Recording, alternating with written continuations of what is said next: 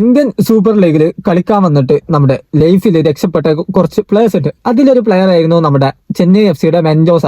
പുള്ളിക്കാരൻ നമ്മുടെ ചെന്നൈ എഫ് സിക്ക് വേണ്ടി കളിച്ചതിന് ശേഷം നമ്മുടെ ഫ്രണ്ട്സിൽ പോയിട്ട് അവിടെ ഫ്രഞ്ച് സെക്കൻഡ് ഡിവിഷനും പിന്നെ ഫ്രഞ്ച് ഫസ്റ്റ് ഡിവിഷനിലൊക്കെ കളിച്ചിട്ടുണ്ടായിരുന്നു. നെയ്മർക്കെതിരെയൊക്കെ മെൻഡോസ കളിച്ചിട്ടുണ്ടായിരുന്നു.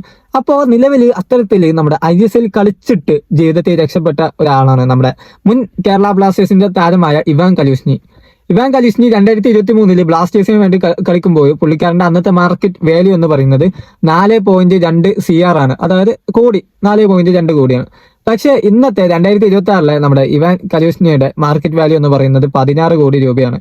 അതായത് 4 ഇരട്ടിയാണ് ആ ഒരു മാർക്കറ്റ് വാല്യൂ ഉയർന്നിട്ടുള്ളത്. അതായത് ബ്ലാസ്റ്റേഴ്സിൽ വന്നതിന് ശേഷം പിന്നെ ഇവാൻ കലൂസ്നി ആ ഒരു സീസൺ കഴിഞ്ഞപ്പോൾ പുള്ളിക്കാരൻ ക്ലബ്ബ് വിട്ടുപോയി.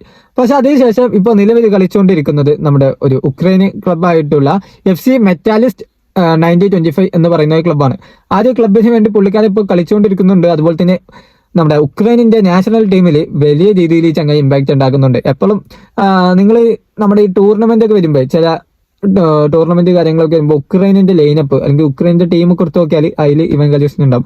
ഈവൻ ദോ സബ്സ്റ്റിറ്റ്യൂട്ട് ആണെങ്കിലും പുള്ളിക്കാരൻ സബ്സ്റ്റിറ്റ്യൂട്ട് ആയിട്ടുണ്ട്. അതേമാതിരി ഫസ്റ്റ് 11 പുള്ളിക്കാരൻ കളിക്കലുണ്ട്. അപ്പോൾ ഇവാൻ കലൂസ്നി നമ്മുടെ ബ്ലാസ്റ്റേഴ്സിൽ വന്നിട്ട് കുറെ പ്ലേയേഴ്സിന്റെ ജീവിതം മൂഞ്ചി പോയിട്ടുണ്ട്. അപ്പോൾ ജീവിതത്തിൽ രക്ഷപ്പെട്ട ഒരാളാണ് നമ്മുടെ ഇവാൻ കലൂസ്നി. അത് നോർമലി ISLത്തെ രക്ഷപ്പെടലല്ല കേട്ടോ. അതായത് ഒരു ISLത്തെ ഇപ്പോൾ ബ്ലാസ്റ്റേഴ്സ് കളിച്ചോ പിന്നെ മുംബൈയിൽ പോവേ അല്ലെങ്കിൽ ഈസ്റ്റ് ബംഗാളോ അല്ലെങ്കിൽ കൊൽക്കത്തയിലോ പോവോ അങ്ങനത്തെ രക്ഷപ്പെടലല്ല.